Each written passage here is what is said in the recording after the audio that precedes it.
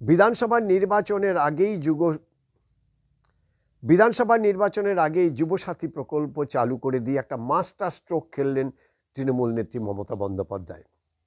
আইপ্যাকের পরামর্শে এই যুবসাথী প্রকল্পকে ঘিরে আজকে সকাল থেকে যে উৎসাহ উদ্দীপনা দেখা দিল, তাতে বিরোধী দলের কিন্তু কপালে যথেষ্ট চিন্তার ভাঁজ।